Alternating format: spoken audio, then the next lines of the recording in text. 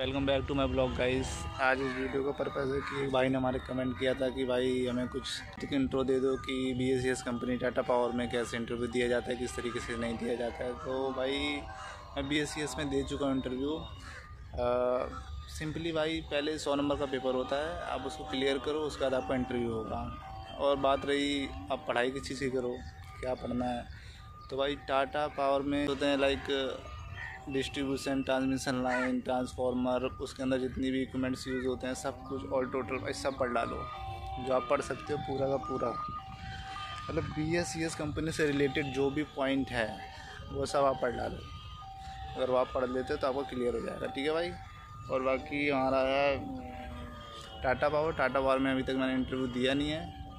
Tata power में जब मैं इंटरव्यू दे दूँगा, ऐसे टाटा पावर तो हमारे में आई नहीं इस बार, बाकी BACS में उसका जो भी पॉइंट है।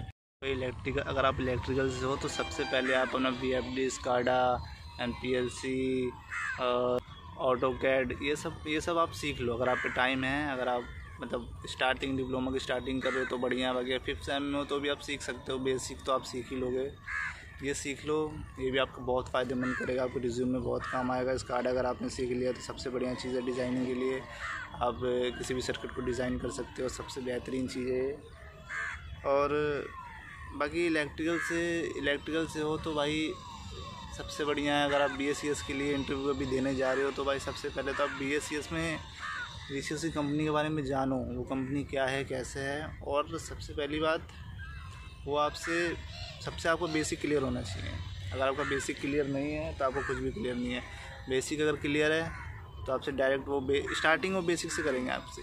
बेसिक आपको क्लियर नहीं होगा तो फिर आपका आगे इंटरव्यू नहीं बढ़ेगा। बेसिक अगर आपका क्लियर है तो इंटरव्यू आगे बढ़ जाएगा। बेसिक अपना क्लियर रखिए और उसके बाद आपका फिर बेसिक से स्टार्ट करके हाई लेवल तक ले जाएंगे क्वेश्चंस आपके, उसके हिसाब से आपका सिलेक्शन होगा। लेकिन अगर आपको बेसिक नहीं आता है, आप जानते नहीं हो करंट क्या होता है, ओम क्या होता है, रेजिस्टेंस क्या होता है, आप नहीं जानते हो तो भाई फिर आपको दिक्कत है। LT लाइन ST लाइन क्या होती है, आप सब नहीं जानते तो ये सब दिक्कत वाली बात हो जाएगी।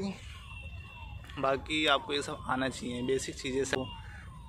ट्रांसमिशन लाइन क्या होती है, ट्रांसफार्मर कितने KVA का होता है, ये सब भाई सबसे ज़रूरी है। पहले तो अपना पेपर निकालने का, पेपर निकालने में कंपटीशन बहुत रहता है। अगर आपने SCADA सीख रखा है तो एक अपॉर्चुनिटी आप पे बढ़ जाती है कि हाँ आपका सिलेक्शन हो सकता है। अगर SCADA आपने सीखा है तो प्लस पॉइंट हो जाता है कि भाई SCADA तो यार अगर आपने सीख लिया है तो अगर 40 लोग इंटरव्यू दे रहे हैं तो आप उनमें से कोई 1-2 होंगे जिन्होंने SCADA सीखा होगा। तो वो वेरी इंपॉर्टेंट चीज़ है कि आप SCADA सीख लो या PLC कुछ भी ऐसा प्रोग्राम सीख लो जिससे आपको एक अपॉर्चुनिटी आपके पास बढ़ जाए कि हाँ इसने ये सीख रखा है। भले आपको थोड़ा इंटरव्यू अगर ख़राब भी गया तो आपका हो जाएगा कि हाँ आप एक अपॉर्चुनिटी है कि आपको ये आता है। इंटरव्यू का क्या है, इंटरव्यू थोड़ा एक सवाल का नहीं जवाब भी दे पाओगे, आप ये स्किल है कि आपको ये आता है, आप कर सकते हो कंपनी में जाके। तो इसलिए ये सब इसके हिसाब से बस सीख लेना, ये ज़रूरी है। सारी चीज़ें ये सीखना वेरी इंपॉर्टेंट है ब्रदर। अपना एक्सपीरियंस है कह रहा हूँ मैं, ये सीख लो अगर आप अभी टाइम है तो। टाइम नहीं भी है तो क्या कर सकते हैं, थोड़ा बहुत बेसिक्स तो आप सीख ही सकते हो, ट्राई करो, हो जाएगा। लेकिन ये स्किल्स बहुत ज़रूरी है, हर ब्रांच के लिए ज़रूरी है। सिविल, इलेक्ट्रिकल, मैकेनिकल, हर चीज़ हर ब्रांच के लिए ज़रूरी है। तो बेनिफिट यही है कि जितना सीखो उतना बढ़िया है। सिर्फ पढ़ने से ही काम नहीं होता, सीखना ही पड़ता है।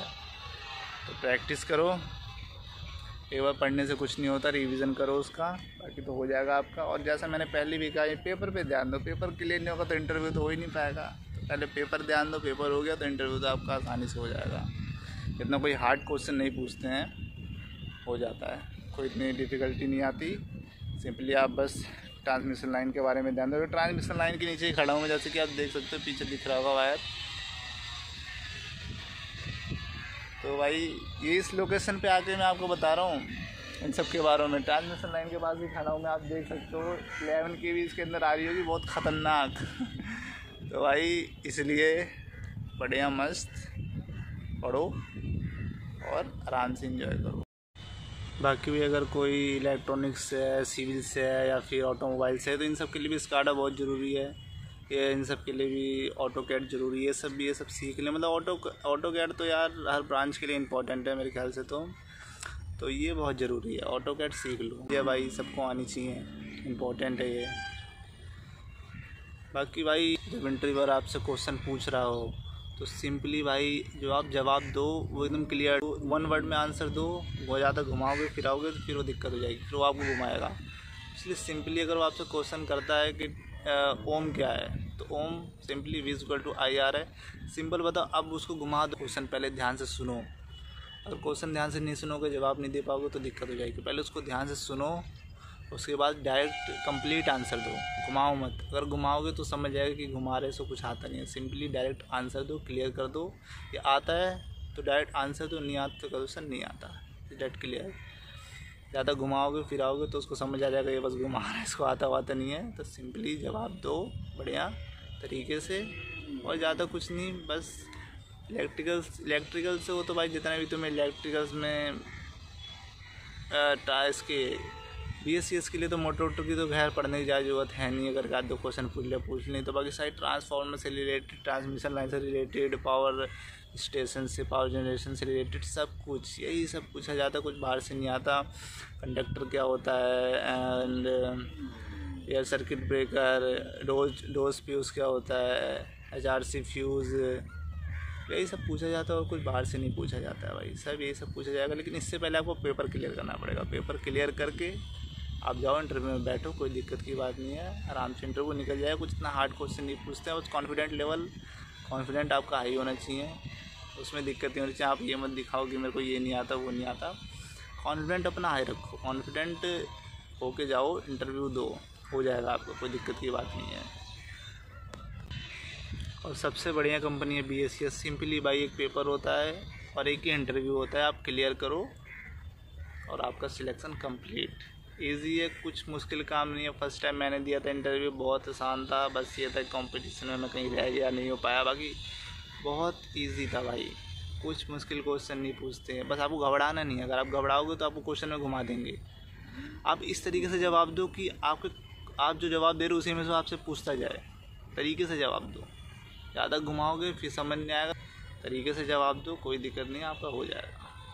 बस ये है, तरीके से जवाब देना है। बाकी BSc बढ़िया कंपनी है भाई। BSc कंपनी अगर 40 लोग भी सिलेक्ट हुए तुम्हारे कॉलेज में, मतलब तुम्हारे कॉलेज में, तुम्हारी क्लास में 40 लोगों का भी अगर इंटरव्यू हो रहा है तो भाई मैक्सिमम 20 तो ले ही जाएगी, वो आती है 20 तो ले जाएगी। तो भाई आपको कोशिश करना है 20 में आपको आना है। 20 बच्चों का सिलेक्शन वो करती है, तो उसमें कोशिश है कि आप इन 20 बच्चों में आ जाओ, आपका सिलेक्शन हो जाए। तो इस तरह तैयारी करना कि उन 20 बच्चों में आ जाओ आप, वो बहुत ज़रूरी है भाई। तैयारी करो अच्छे से, हो जाएगा। हमारी वीडियो को शेयर करो, लाइक करो एंड कमेंट करो। और अगर आपको वीडियो अच्छी लगती है अपने दोस्तों में शेयर करो। डिप्लोमा के जितने भाई हैं सबको शेयर करो। हमारे एक खास भाई ने कहा था कि वीडियो डालो, तो अपने डाली है, इसी पर्पज़ से वीडियो डाली है। वीडियो को शेयर करो, लाइक करो एंड कमेंट करो। बाय बाय, मिलते हैं फिर।